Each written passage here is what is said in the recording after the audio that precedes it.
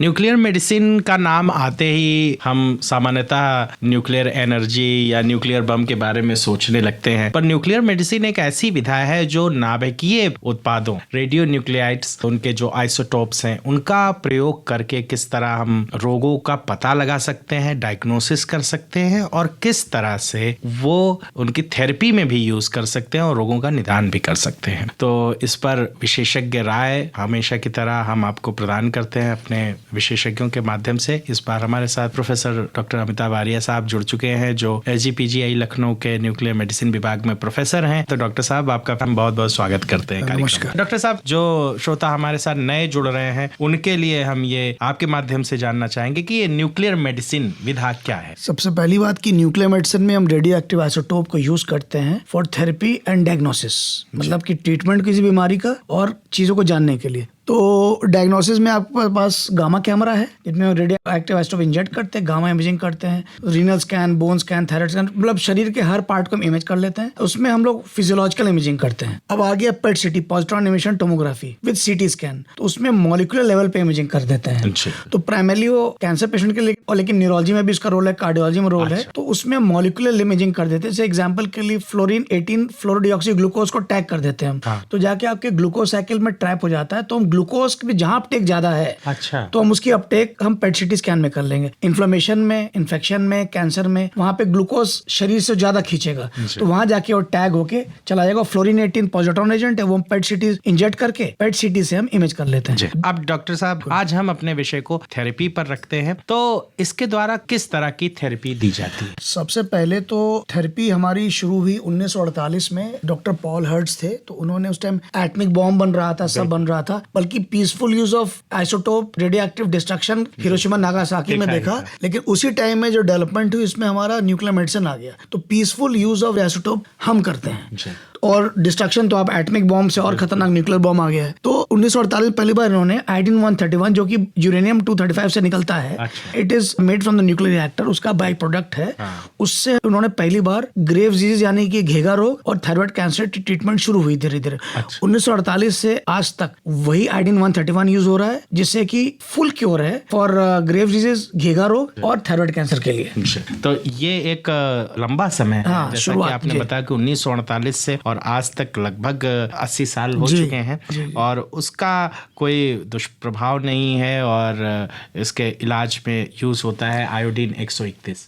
तो डॉक्टर साहब, और कौन सी डिजीज हैं जिनकी थेरेपी में यूज कर सकते हैं? इसके अलावा शुरू में जब ये आया तो बड़ा लोग स्केप्टिकल थे कि रेडियो देंगे, इसमें ल्यूकेमिया हो जाएगा, रेडिएशन इफेक्ट ये होगा, फिर जो बच्चे पैदा होंगे वे अब नॉर्मल होंगे, और या फिर इनफर्टिलिटी। लेकिन अभी सारी स्टडीज बताती हैं, यूरोप में, अमेरिका में, इंडिया में, एशिया में, कि कोई ऐसे साइड इफेक्ट नहीं है। बल्कि मैंने देखा है कि 10-10, 15-15, 16-16 साल के फॉलोअप्स हैं थायराइड कैंसर के। हमारे पास PGI में 10 बेड का वार्ड भी है उसके लिए। As per rule of atomic energy regulatory board, उसमें 25 मिलीग्राम आयोडीन 131 आप OPD बेसिस पे देके घर भेज सकते, उसके ऊपर हमें एडमिट करना होता है। तो मैंने ऐसे पेशेंट देखे जिनका थायराइड कैंसर ब्रेन में, बोन में, लिम्फ नोड में फैल गया है और बिल्कुल क्योर होके गया है, अलग अलग डोसेज के साथ, और उसकी फैमिली लाइफ भी ठीक हुई, कोई उसमें प्रॉब्लम नहीं हुई, बच्चों में कोई एबनॉर्मल जेनेटिक डिफेक्ट जो कि ऐसा सोचते थे होगा नहीं है। उसके अलावा हम रेडियोन्यूक्लाइड पेन पैलिएशन करते हैं। उसमें आपकी जैसे प्रोस्टेट कैंसर है और ब्रेस्ट कैंसर है, उसमें आपका बोन में बीमारी फैल गई, बोनी मेटास्टेसिस जिसको कहते हैं, तो उसमें आपने पेन किलर से फायदे नहीं, फिर मॉर्फिन डेरिवेटिव देते हैं, जिससे एडिक्शन होती है, साइड इफेक्ट होते हैं। तो हमारा क्या है कि कई पेशेंट ऐसे आते हैं जो 8-8, 10-10 पेन किलर पर है, पेन पैच पर है, कोई फायदा नहीं होता। देन वी गिव फॉस्फोरस 32 जो हम पहले देते थे, स्ट्रोंशियम 89, और तीसरा समारियम 153 आ गया है। तो वो क्या होता है, प्योर बीटा एमिटर है, तो हम इंजेक्ट करके घर भेज देते हैं। तो उसमें क्या होता है कि वो जाके आइसोटोप जो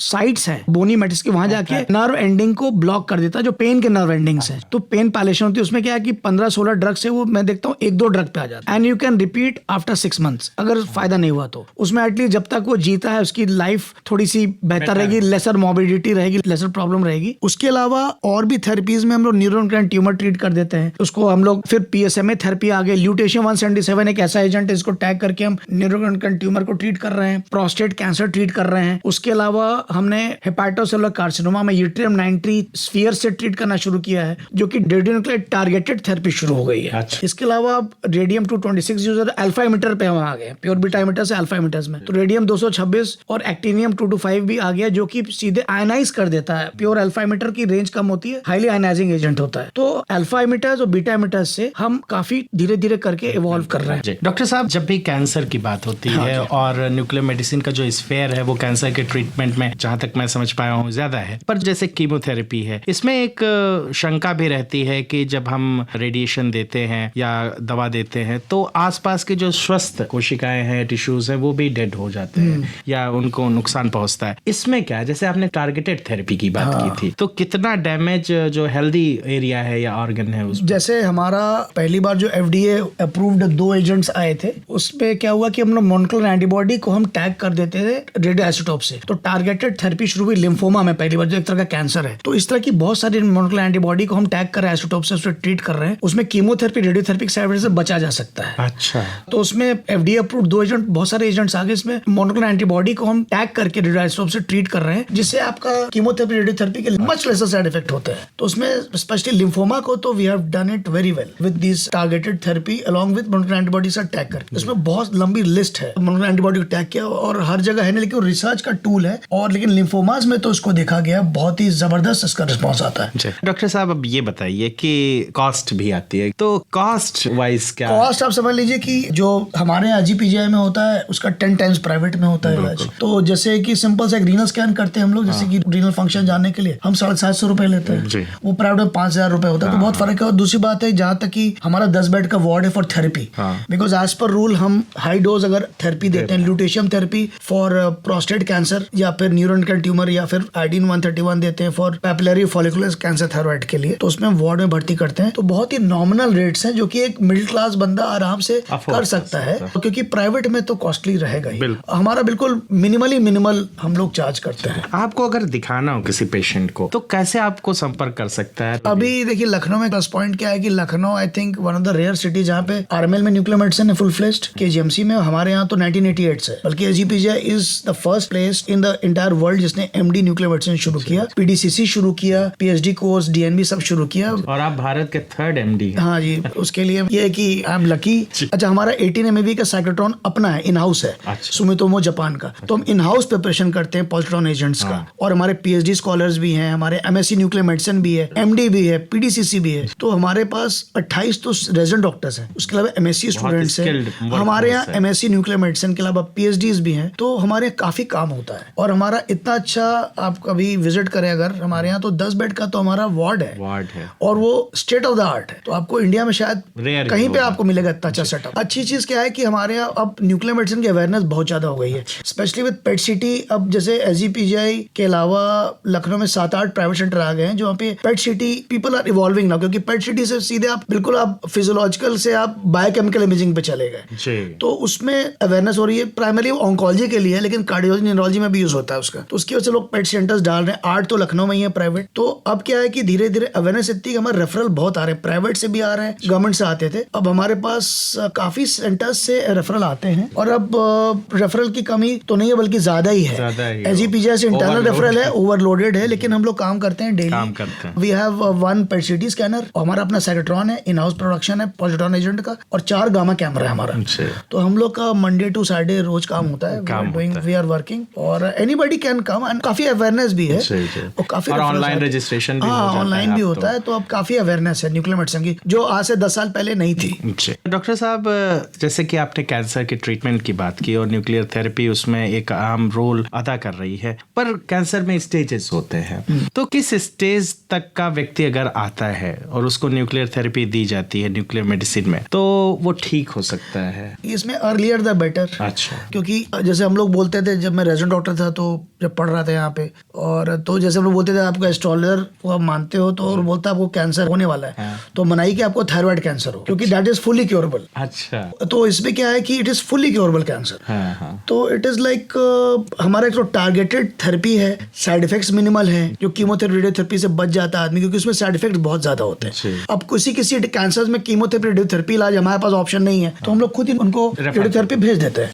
बट चूंकि हमारा मल्टी डिसिप्लिनरी है, तो हमारे यहाँ पे हम लोग रेडियोथेरेपी, मेडिकल ऑन्कोलॉजी, न्यूक्लियर हम मिलके ही काम करते हैं सारे, इंटर डिपार्टमेंटल हम लोग डिस्कस करके ही सारा काम करते हैं। डॉक्टर साहब, नया अपडेट क्या है? अभी क्या है कि alpha therapy, therapeutic nuclear medicine, alpha therapy is the in thing, और मोनोक्लोनल एंटीबॉडी आपको बताया काफी एजेंट से टैग कर रहे हैं, माउस पे काम चल रहा है, रैबिट पे चल रहा है, धीरे धीरे इवॉल्व हो रहा है, और लिम्फोमा में तो उसका ड्रामेटिक रिजल्ट है, इंडिया में बहुत कॉस्टली पड़ रहा है। लेकिन उसके अलावा अल्फा थेरेपी में आप सीधे आयनाइज कर दे रहे हो कैंसर को, रेडियम में एक्टिनियम 225 आ गया, radium 226, they are lovely agents. और दूसरा अब तो एक वर्ड है थेरेनोस्टिक्स, थेरेपी एंड डायग्नोसिस। तो उसका जैसे आपने radio iodine, low dose iodine देके आपने स्कैन किया, आपने देखा कहाँ पे, जैसे आपने थायराइड कैंसर, हमारे एंडोक्राइन सर्जन थायराइड कैंसर में थायराइड की सर्जरी करके भेज देते हैं हमारे पास, तो हम लोग 5 मिलीग्राम आयोडीन 131 उसको पिला के घर भेज देते हैं orally. It is colourless, odourless, उसमें आयोडीन 131 में गामा रे, बीटा रे होता है। 48 घंटे बाद होल बॉडी स्कैन किया, जैसे लंग में है, बोन में कहीं बीमारी, तो उस हिसाब से हम उसको कैलकुलेट करके डोज देते हैं, and we treat, and within the radiation limits